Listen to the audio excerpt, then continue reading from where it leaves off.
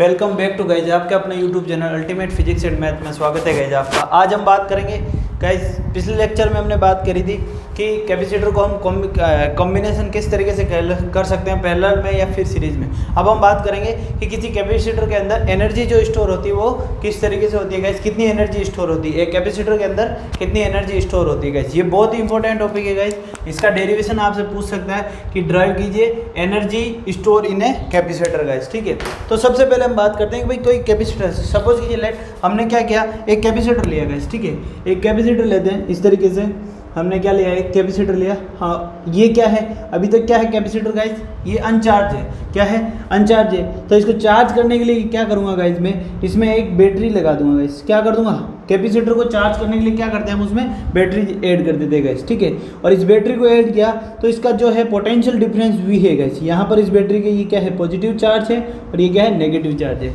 तो इस बैटरी की वजह से गाइस हम देख पा रहे हैं गाइस, इस बैटरी की वजह से इस प्लेट पर नेगेटिव चार्ज आ जाएगा, यानी कि यहाँ इस बैटरी की वजह से इस प्लेट से, प्लेट नंबर ए, ये मान लो ये प्लेट ए है, ये प्लेट बी है, तो इस प्लेट ए से गाइज जितने भी बैटरी लगाने की वजह से इस प्लेट ए से जितने भी पॉजिटिव चार्ज है गाइज, वो सारे क्या करेंगे, प्लेट ए से प्लेट बी पे मूव होएंगे।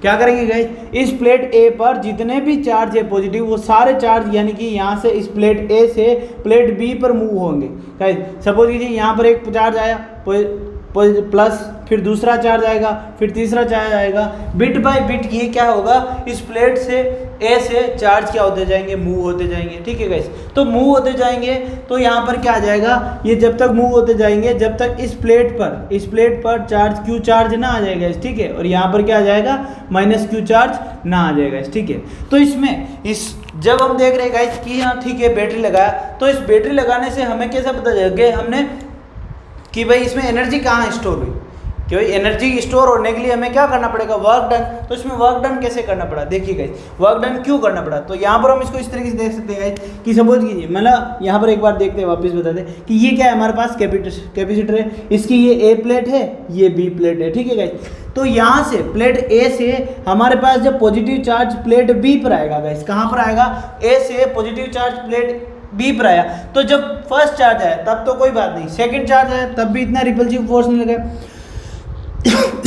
ठीक है, जब फर्स्ट चार्ज इस प्लेट बी पर आता है गाइस, ठीक है, उसके बाद जब सेकंड चार्ज आएगा तो इस फर्स्ट चार्ज की वजह से इसका क्या होगा, रिपल्सन होगा, और इस तरीके से उसके बाद जितने भी चार्ज आएंगे सब पर इन पॉजिटिव चार्ज की वजह से एक रिपल्सिव फोर्स काम करेगा, है ना। ये एक दूसरे को क्या करेंगे, रिपेल करेंगे। पॉजिटिव चार्ज आ रहा है इधर से मूव होके, और ये पहले से जो पॉजिटिव चार्ज है वो उसको क्या करेगा, रिपेल करेगा, और रिपेल करेगा तो इस फोर्स के अगेंस्ट हमें क्या करना, पॉजिटिव चार्ज को यहाँ पर लाने के लिए हमें इस फोर्स के अगेंस्ट क्या करना पड़ेगा गाइज, वर्क करना पड़ेगा। इस फोर्स के अगेंस्ट हमें क्या करना पड़ेगा, वर्क करना पड़ेगा।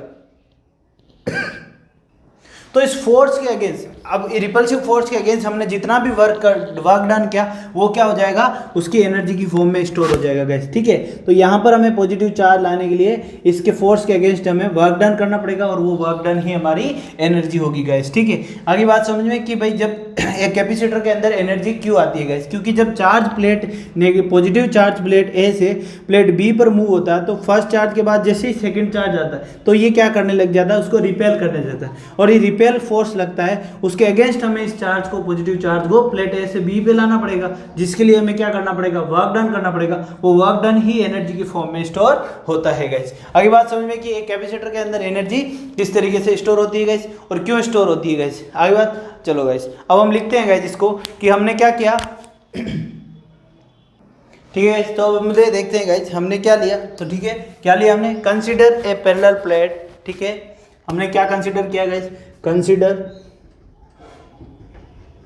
ए पैरेलल प्लेट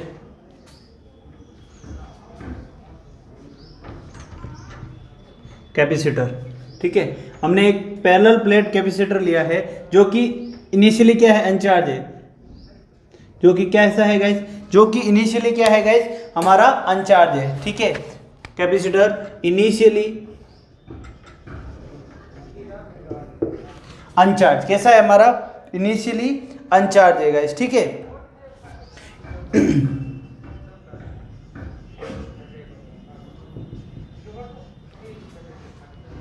इज अनचार्ज। ठीक है। जब हमने इनिशियली जब लिया था कि हमारे पास इनिशियली जब हमने कैपेसिटर लिया था, जो कि कौन सा कैपेसिटर लिया था हमने, पैरेलल प्लेट कैपेसिटर लिया गाइस, ठीक है। तो वो कैसा था, इनिशियली हमने अनचार्ज था, फिर उसको हमने चार्ज करने के लिए हमने क्या किया गाइस, उस पर बैटरी लगाई थी। तो हमने उसको क्या किया, ए पॉजिटिव चार्ज इज जैसे ही हमने बैटरी लगाई तो हमने कहा कि ए positive charge,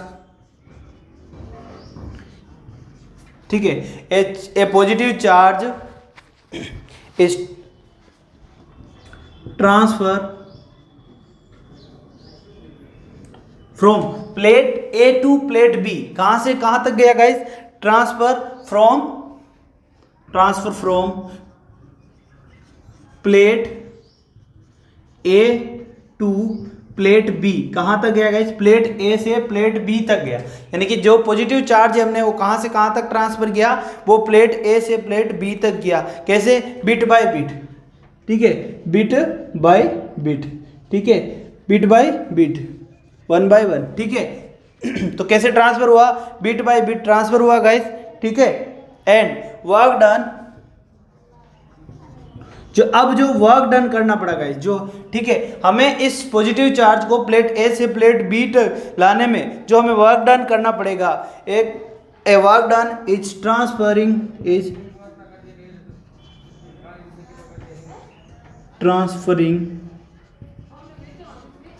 the charge, transferring the charge।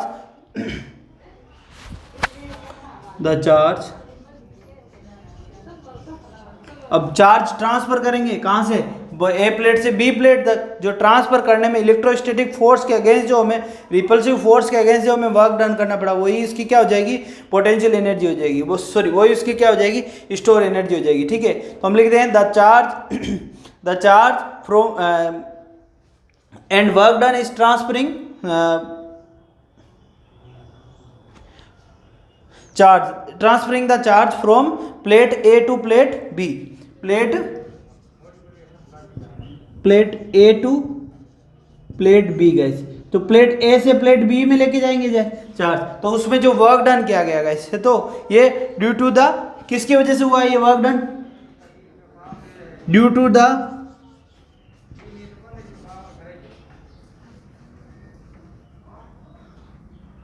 Electrostatic repulsive force. किसकी वजह से हुआ guys, electrostatic, due to the electrostatic repulsive force, static repulsive force, ठीक है, रिपल्सिव फोर्स। हमारा जो वर्क डन हुआ, जो हमने जो वर्क डन किया वो किसकी वजह से किया गाइस, क्योंकि जो चार्ज हमने ए से बी तक ट्रांसफर किया, उसको ट्रांसफर करने में जो हमने वर्क डन किया है गाइस, वो किसकी वजह से हुआ, रिपल्सिव फोर्स की वजह से हुआ। किसकी वजह से हुआ गाइस, रिपल्सिव फोर्स की, ठीक है। तो रिपल्सिव फोर्स की वजह से हुआ।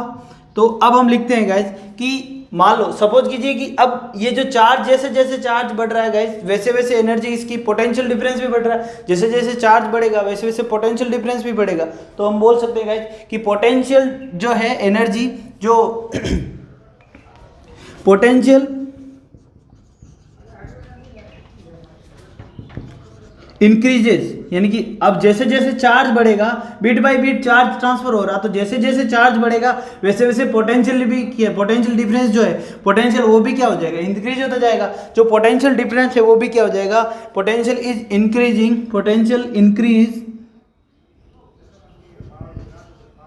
ठीक है। जो हमारा पोटेंशियल भी इंक्रीज होगा विद किसके साथ, चार्ज, विद द चार्ज। जैसे जैसे चार्ज ट्रांसफर होगा वैसे हमारा विद द चार्ज, वैसे वैसे हमारा पोटेंशियल भी क्या हो जाएगा, इंक्रीज हो जाएगा, ठीक है। तो हमारा पोटेंशियल है वो भी क्या हो रहा है, चार्ज के साथ इंक्रीज हो रहा है। तो अब हमें देखना है गाइस कि पोटेंशियल जो है वो भी क्या हो रहा है गाइस, चार्ज के साथ इंक्रीज हो रहा है, ठीक है। तो हमें फाइंड आउट करना है गाइस, हमें क्या करना है कि जो इसमें टोटल चार्ज आया तो उसके अंदर गाइस पोटेंशियल जो डिफरेंस है, कि जो टोटल पोटेंशियल डिफरेंस आया ना वो कितना है गाइस, या कितना टोटल हमें वर्क डन कितना करना पड़ा। तो हमें जो वर्क डन करना पड़ रहा है गाइस, जो चार्ज क्या हो रहा है गाइस, यहाँ पर बिट बाय बिट, यानी कि कंटिन्यूसली क्या होता जा रहा है गाइस, इंक्रीज होता जा रहा है। और जब भी चार्ज कंटिन्यूसली इंक्रीज होता जाता है, या कोई भी चीज़ कंटिन्यूसली इंक्रीज होती जाती है, तो हम उसको कैलकुलेट किस तरीके से करते हैं गाइस, इंटीग्रेशन के कर लिए इंटीग्रेशन से करते हैं। और इंटीग्रेशन के लिए हम क्या करेंगे, यहाँ पर एक कोई इनिशियली कोई एक पॉइंट कंसीडर करेंगे, कोई एक ऐसी स्टेट पर या पॉइंट पर कंसीडर करेंगे जहाँ से हम उसको क्या करेंगे, काउंट करेंगे गाइस। तो हम यहाँ पर एक लेट करते हैं कि भाई Q1, ठीक है, जो है कि Q1 पोजीशन पर हम कंसीडर करते हैं कि Q1 जब चार्ज है, चार्ज यानी कि Q1 आ गया, ठीक है गाइस। उसके बाद Q1 चार्ज आ गया, कोई लेट एक पॉइंट या चार्ज कंसीडर करते हैं Q1। उसके बाद जो हमने इसको DW चार्ज, DQ चार्ज दिया, तो उसके अंदर कितना वर्क डन करा, यानी कि कोई भी स्टेट ले ली हमने ना, कि भाई यहाँ पर इस प्लेट पर जब Q1 स्टेट आ गई, यानी कि इस प्लेट पर जब Q1 चार्ज आ गया, उसके बाद उस प्लेट को हमें DQ चार्ज देने के लिए कितना वर्क डन करना पड़ा। और उस पार्शली पॉइंट के लिए, उस पॉइंट पर हम अगर DQ काउंट कर लेंगे, उस DW काउंट कर लेंगे गाइस, यानी कि इस पॉइंट पर जब हमने चार्ज Q1 दिया, उसके बाद हमने उसको Q1 चार्ज के बाद हमने अगर और DQ चार्ज दिया, तो उस पर कितना वर्क डन करना पड़ा। तो वो उस पार्शली पॉइंट वर्क डन अगर काउंट कर लेंगे, तो उसका हम इंटीग्रेशन करके हम उसको क्या निकाल लेंगे, उसका कंप्लीट वर्क डन निकालेंगे गाइस, ठीक है। तो हम लेट कंसीडर करेंगे, क्या करेंगे कि एक पॉइंट कंसीडर करेंगे, जब यहाँ उस जगह जब यहाँ पर इस प्लेट पर जब चार्ज क्या आ जाता है, Q1 चार्ज आ जाता है, ठीक है गाइस। तो हम करते हैं लेट Q1, ठीक है, क्या चार्ज आ जाएगा guys, let Q1 the charge, Q1 the charge. जैसे ही Q1 चार्ज यहाँ पर प्लेट आया, उसके बाद हमें DQ चार्ज यहाँ से इस प्लेट से इस प्लेट, A प्लेट से B प्लेट तक मूव कराने के लिए हमें जो वर्क डन करना पड़ा, वो हम किस तरीके से फाइंड आउट करेंगे। तो Q1 be the charge at any point, let Q1 be the charge at any point, यानी कि कोई एक ही पॉइंट लेना होगा, ठीक है। उसके बाद हम आगे निकाल सकते हैं, ठीक है, कोई एट एनी इंस्टेंट पॉइंट ले लो, ठीक है, एट एन इंस्टेंट। जब हम बात कर रहे हैं इंस्टेंट, यानी कि जिस समय हम बात कर रहे हैं, जिस समय इसका हम देख रहे हैं गाइस, उस टाइम हमारे पास चार्ज क्या है, इस प्लेट पर Q1 है, और उसके आगे हमें अगर DQ चार्ज दिया है, तो जो उसके बाद हमें इसका क्या करने का, एन इंस्टेंट, ठीक है। तो हमें उसमें कितना वर्क डन करना पड़ेगा, जब इंस्टेंट चार्ज Q1 है और उसको हमें DQ चार्ज देना है, तो उसमें हमें वर्क डन कितना करना पड़ेगा, the potential difference between the potential, यानी कि द पोटेंशियल डिफरेंस, जैसे ही हो instant, the potential difference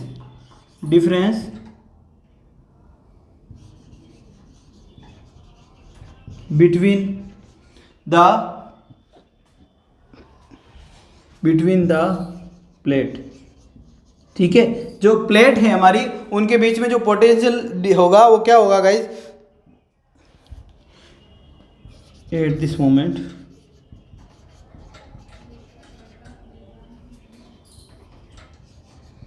V1, यानी कि पोटेंशियल डिफरेंस V1 बराबर क्या हो जाएगा, Q1 अपॉन क्या हो जाएगा, C, ठीक है गाइस। तो पोटेंशियल डिफरेंस क्या हो जाएगा, V1 बराबर क्या हो जाएगा, Q1 अपॉन C गाइस।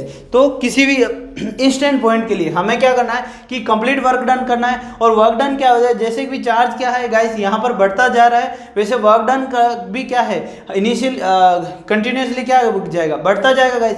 और जब कोई भी चीज़ कंटिन्यूसली बढ़ती जाती है, तो हमें उसको काउंट कैलकुलेट करने के लिए हम कौन सा मेथड यूज करते हैं गाइस, इंटीग्रेशन मेथड यूज करते हैं। और उस इंटीग्रेशन मेथड का यूज करने के लिए हम इंस्टेंटली किसी पॉइंट पर बात करेंगे गाइस, कि जब मैंने कहा, जब इंस्टेंटली जब मैंने देखा, यानी कि इंस्टेंट जब मैंने देखा, तब इस प्लेट पर चार्ज क्या था, Q1 चार्ज था।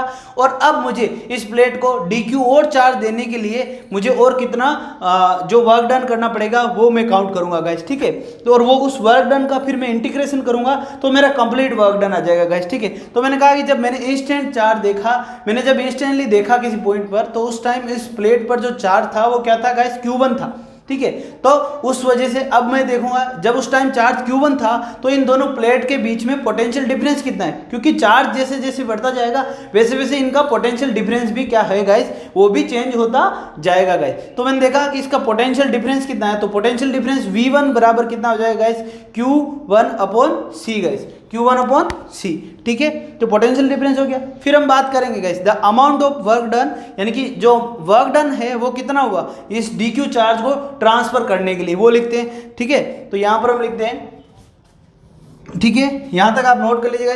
फिर हम यहाँ पर लिखते हैं the amount of work done, यानी कि वर्क डन किस में, इस क्यू डी क्यू चार्ज को यहाँ पर इस Q1 इस प्लेट पर लाने के लिए, कब, जब ये Q1 चार्ज हमारे पास ऑलरेडी आ गया गाइस। ठीक है,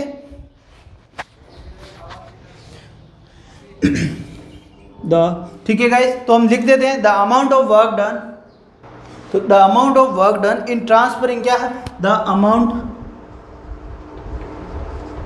of work done transferring D Q charge, है ना, इन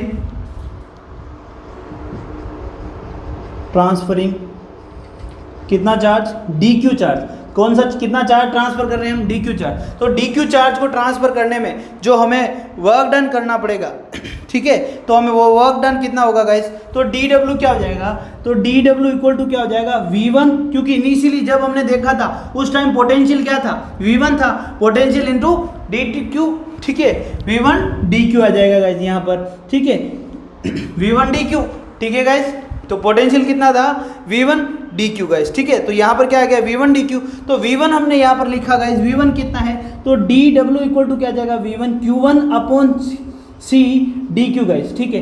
अब मुझे क्या करना पड़ेगा, complete work done, total work done निकालना है गाइस, तो total work done, for total work done, so total work done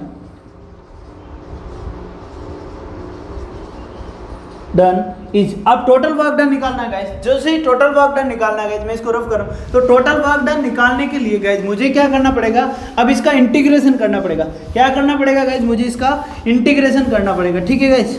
तो हम क्या करेंगे, टोटल वर्क डन निकालने के लिए इसका इंटीग्रेशन कर देंगे गाइस, तो इंटीग्रेशन कर देते हैं, तो हमारे पास वर्क डन W इक्वल हो जाएगा किसके, integration of D W equal, integration करेंगे कहाँ से कहाँ तक करेंगे गाइस, इनिशियली जब हमने लिया था, जब हमने कैपेसिटर इनिशियली जब हमने लिया था, तब हमारे पास उस कैपेसिटर की प्लेट पर चार्ज कितना था, 0, और फाइनली जब फाइनल पोजीशन पर चार्ज कितना होगा, उस पर चार्ज कितना होगा, Q गाइस। तो हम देख रहे हैं गाइस, हम इसका इंटीग्रेशन करेंगे, इंटीग्रेशन कहाँ से कहाँ तक, 0 से चार्ज Q तक, ठीक है गाइस, क्या आ रहा है हमारे पास Q1 C और DQ गाइस, ठीक है। तो इसका इंटीग्रेशन कर देते हैं, तो W इक्वल टू क्या आ जाएगा, अब यहाँ पर C क्या है गाइस, कांस्टेंट है, तो 1/c बार आ जाएगा, और जैसे ही हम इंटीग्रेशन करेंगे गाइस, तो इंटीग्रेशन करते हैं तो हमारे पास क्या आ जाएगा, Q1 स्क्वायर अपॉन क्या आ जाएगा गाइस, 2, क्योंकि n+1/n+1, ठीक है, और ये कहाँ से कहाँ तक है गाइस, 0 से Q तक, कहाँ से कहाँ तक है गाइस, 0 से Q तक, तो W इक्वल टू कितना आ जाएगा, 1/c इक्वल टू ये क्या आ जाएगा, Q²/2, ठीक है, Q²/2, ठीक है, -0, ठीक है, यहाँ वैल्यू पुट कर दी, तो यहाँ से हमारे पास जो W है वो कितना आ गया, ये Q²/2c गाइस। तो यहाँ से हम देख रहे हैं कि टोटल जो वर्क डन है हमारा, कि इस कैपेसिटर में प्लेट A से प्लेट B तक Q चार्ज ट्रांसफर करने में जो टोटल वर्क डन है वो कितना आ गया, W आ गया। तो हम बोल सकते हैं कि जो वर्क डन, जो नेट वर्क डन होता है वही हमारी एनर्जी होती है, हमने पिछले चैप्टर में भी बोला था। तो ये एनर्जी जो स्टोर होगी वो किसके इक्वल होगी, इस वर्क डन के इक्वल होगी। तो हम बोल सकते हैं कि U इक्वल टू क्या हो जाएगा, Q²/2c, U इक्वल क्या हो गया, Q²/2c गैस, ठीक है। यहाँ तक आ गई बात समझ में कि U इक्वल क्या हो गया, Q²/2c।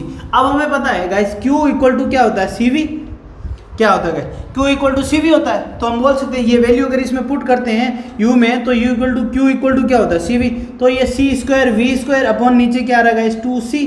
तो यहाँ एक C से C कट जाएगा, तो U बराबर कितना आ रहा है, हाफ CV² गाइस। तो यहाँ पर ये दो फॉर्मूले हमारे पास, जो एनर्जी स्टोर होती है किसके अंदर, एक कैपेसिटर के अंदर, उसके लिए हमें क्या मिल रहा है गाइस, दो फॉर्मूले मिल रहे हैं। एक तो ये दोनों ही इंपॉर्टेंट चीजें, ये दोनों फॉर्मूले याद रखना। एक U इक्वल टू क्या होगा, हाफ CV², एक U इक्वल टू क्या होगा गाइस, Q², U² क्या है, Q²/2c गाइस। इन दोनों फॉर्म में याद रखना गाइस, ठीक है। तो हमारे पास यहाँ पर टोटल एनर्जी कितनी स्टोर होती है एक कैपेसिटर के अंदर, वो कितनी आएगी, U equal to half CV² आती है गाइस। आगे बात समझ में, तो इंटीग्रेशन कर लिया, समझ में आ गया। इसको एक बार वापस देखते गाइस, क्या बताया आपने यहाँ पर, क्या बात करी थी कि इनिशियली हमने क्या लिया था, एक कैपेसिटर लिया था कि जो कि बिना चार्ज है, अनचार्ज था।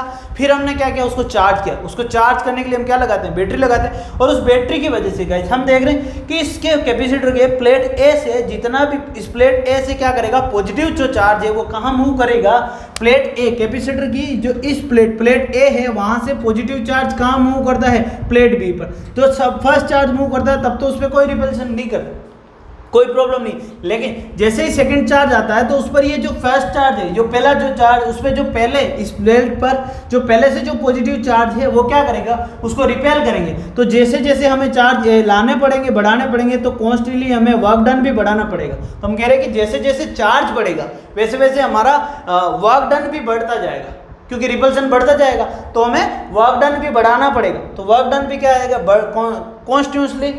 कंटिन्यूसली क्या जाएगा, बढ़ता जाएगा। और जब कोई भी चीज़ कंटिन्यूसली बढ़ती जाती है तो हमें उसको काउंट कैलकुलेट करने के लिए हम कौन सा मेथड यूज़ करते हैं, इंटीग्रेशन मेथड। और इंटीग्रेशन मेथड के लिए हमें इंस्टेंटली कोई एक पॉइंट लेना होता है और उसके बाद हमें उसमें कोई स्मॉल चार्ज दे के और फिर उसका हम इंटीग्रेशन करते हैं। तो हमने लिया कि इंस्टेंटली जब हमने देखा गाइस, तब हमारे इस प्लेट पर, प्लेट बी पर कोई चार्ज Q1 था। क्या था, कोई चार्ज Q1 था। और उसके बाद जब हम इस प्लेट को DQ चार्ज दिया तो हमें कितना वर्क डन करना पड़ा। तो हमने लिख दिया कि उस टाइम इंस्टेंटली जब हमने चार्ज DQ दिया तो उस टाइम जो वर्क डन करना पड़ेगा तो कितना होगा, dW बराबर होगा V1 DQ गाइस।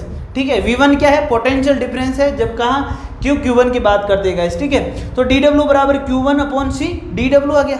अब कंप्लीट निकालने के लिए, टोटल वर्क डन निकालने के लिए हम इसका इंटीग्रेशन करेंगे। कहाँ से कहाँ तक, इनिशियल से फाइनल पॉइंट तक। इनिशियल पॉइंट पर हमारे कैपेसिटर की प्लेट पर चार्ज कितना था, 0, और फाइनल पॉइंट पर हमारे कैपेसिटर पर चार्ज कितना था, Q। तो हम इसका इंटीग्रेशन कर देते हैं, कहाँ से, 0 से लेके Q तक। जैसे ही हमने इंटीग्रेशन किया गाइस, ठीक है, यहाँ पर हमने इंटीग्रेशन का प्रोसेस किया और हमारे पास नेट वर्क डन बराबर कितना आ गया, W बराबर आया Q²/2C। ठीक है, तो हमने कहा जितना हमने वर्क डन किया वो उसकी एनर्जी होती है, एनर्जी के इक्वल होता है। तो हमने कहा U इक्वल टू भी कितना हो जाएगा, Q²/2C। ठीक है, फिर हमें पता है Q इक्वल टू क्या होता है, CV होता है। तो मैंने इसमें वैल्यू पुट कर दी, तो U की वैल्यू हमें एक और टर्म में मिल गई, हाफ CV² गाइस। तो ये दोनों ही फॉर्मूला इंपॉर्टेंट है गाइस, याद होने चाहिए आपको। नेक्स्ट हम बात करते हैं कि एनर्जी डेंसिटी, किसकी बात करेंगे हम गाइस, इसको नोट कर लीजिए। फिर हम बात करते हैं एनर्जी डेंसिटी के बारे में गाइस। ठीक है, ओके गाइस, तो अब हम बात करते हैं किसी भी कैपेसिटर के अंदर कितनी एनर्जी, मतलब जो इलेक्ट्रिक फील्ड डेंसिटी है वो कितनी होती है गाइस। ठीक है, तो सबसे पहले हम क्या करते हैं गाइस, एक कंसीडर करते हैं गाइस, हमारे पास क्या है, एक कैपेसिटर है गाइस। क्या है, एक कैपेसिटर। ठीक है, इस तरीके से हमारे पास क्या है, हमने एक पैरेलल प्लेट क्या किया, एक कैपेसिटर कंसीडर किया। ठीक है गाइस, जिसकी प्लेट पर जो चार्ज है गाइस, जिसका प्लेट का जो एरिया है वो कितना है गाइस, उसका एरिया कितना है, A है, और उनकी प्लेट के बीच के जो डिस्टेंस है वो कितनी है, D। और इसमें पॉजिटिव चार्ज है, इस तरीके से इस तरफ पॉजिटिव चार्ज है और इस तरफ नेगेटिव चार्ज है। तो इलेक्ट्रिक फील्ड कहाँ से कहाँ तक होगा, पॉजिटिव से नेगेटिव की तरफ। कहाँ से कहाँ तक होगा, पॉजिटिव से नेगेटिव की तरफ। तो इस तरफ इलेक्ट्रिक फील्ड होगा।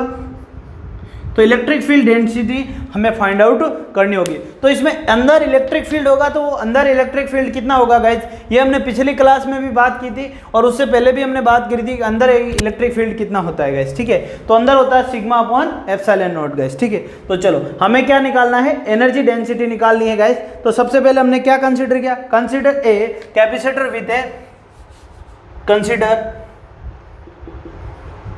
ए पैरेलल प्लेट कैपेसिटर। कौन सा, consider a capacitor of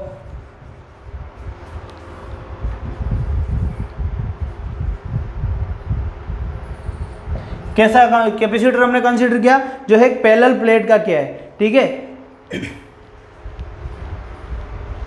parallel plate with consider a capacitor of A parallel plate. ठीक है, जिसका अब इस कैपेसिटर का एरिया कितना हो जाएगा, हमने कितना लिया गाइस, कंसिडर कितना किया, एरिया कितना किया, A, with area of plate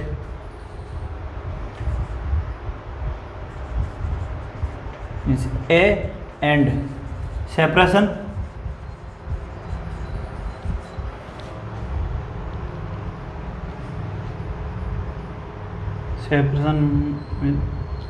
जो है दोनों प्लेटें जो सेपरेशन डिस्टेंस है उनकी कितनी है गाइस, दोनों प्लेटों का separation between the plates is D guys. जो दोनों प्लेटों के बीच में जो सेपरेशन है वो कितना है गाइस, डी। कितना है हमारे पास यहाँ पर, डी। तो हमने क्या किया, consider a capacitor of A parallel plate with the area of plate is A and the separation between the plate is D, यानी दोनों प्लेटों के बीच में जो सेपरेशन है वो कितना है, डी है। तो the capacitance of a capacitor, तो the capacitance of a capacitor,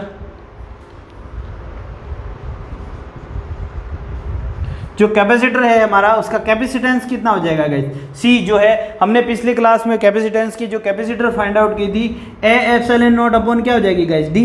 capacitance between the capacitor कितनी हो जाएगी, ए। और जो हमारा the electric field between the plates, जो इलेक्ट्रिक फील्ड है वो कितना हो जाएगा, inside the capacitor, the electric field inside the capacitor, जो कैपेसिटर के इनसाइड इलेक्ट्रिक फील्ड कितना होता है, सिग्मा अपॉन एप्सिलॉन नॉट। कितना होता है गाइस, इनसाइड में कितना होता है, सिग्मा अपॉन एप्सिलॉन नॉट। ठीक है गाइस, तो कितना होगा, inside the capacitor plate is कितना हो जाएगा, E इक्वल टू कितना हो जाएगा, सिग्मा अपॉन कितना हो जाएगा, एप्सिलॉन नॉट। और सिग्मा इक्वल क्या होता है, सिग्मा क्या है, एक सरफेस चार्ज डेंसिटी, सरफेस जो कितनी हो जाएगी, सिग्मा इक्वल टू कितना हो जाएगा, क्यू अपॉन क्या हो जाता है guys, area. Sigma equal to क्या होता है, क्यू अपॉन ए गाइस। ठीक है, तो यहाँ से E कितना आ जाएगा, यहाँ से, तो यहाँ से हम लिख सकते हैं E कितना आ जाएगा, फिर हमारे पास E इक्वल टू यहाँ पर कितना आ जाएगा, Q upon A epsilon not guys, Q upon A epsilon not. और हमें क्या फाइंड आउट करना है गाइस, हमें फाइंड आउट करना है क्या, एनर्जी डेंसिटी गाइस। क्या फाइंड आउट करना है हमें, एनर्जी डेंसिटी। जिस तरीके से हम बात करते हैं चार्ज डेंसिटी, उसी तरीके से हम क्या फाइंड आउट करेंगे, एनर्जी डेंसिटी। और एनर्जी डेंसिटी क्या होगा, चार्ज अपॉन वॉल्यूम, जैसे होता है कि वैसे ही होता है कि एनर्जी अपॉन क्या हो जाएगा, वॉल्यूम। तो हम फाइंड आउट करेंगे, सो एनर्जी डेंसिटी इज, यहाँ पर लिख सकते हैं, सो एनर्जी डेंसिटी, या देन लिखे, then energy density U equal होगी किसके, ये कितना हो जाएगा, एनर्जी जी अपॉन क्या होगा, वॉल्यूम, जो कि इक्वल होगा U अपॉन क्या होगा, वॉल्यूम क्या है, V। ठीक है, तो यहाँ पर हम बात करेंगे कि एनर्जी हमने निकाली, एनर्जी कितनी है गाइस, हमारे पास जो है एनर्जी U कितनी है गाइस, तो U बराबर हमारे पास अभी जैसे कि हमने फाइंड आउट की थी, एक तो निकाला था, एक 1/2 CV², एक हमने निकाला था, दूसरा क्या निकाला था, 1/2 Q²। ठीक है गाइस, चलो, तो जो दूसरी एनर्जी, दो फॉर्मूले निकाले थे गाइस, ठीक है, उससे हम यहाँ पर यूज कर सकते हैं गाइस। ठीक है, तो वो थी, कितनी थी हमारे पास, half Q² upon C guys, half Q² upon C। ये हमारे पास एनर्जी है जो कि हमने अभी थोड़ी देर पहले फाइंड आउट की थी गाइस। ठीक है, अब हम यहाँ पर एनर्जी यहाँ पुट कर देंगे। ठीक है, तो वॉल्यूम कितना है गाइस, तो इस कैपेसिटर के अंदर जो इलेक्ट्रिक फील्ड जो है हमारा, उसकी वॉल्यूम कितना है गाइस, वॉल्यूम क्या होगा, एरिया इंटू डेंसिटी। तो वॉल्यूम इक्वल टू क्या हो जाएगा, V इक्वल टू कितना है guys, A into D. V क्या है हमारे पास, A इंटू डी। बस इस फॉर्मूले में पुट कर दो, हमारे पास चार्ज डेंसिटी आ जाएगी गाइस। यहाँ तक नोट कर लीजिए गाइस, इसको यहाँ पे आगे इस तरह कर दें।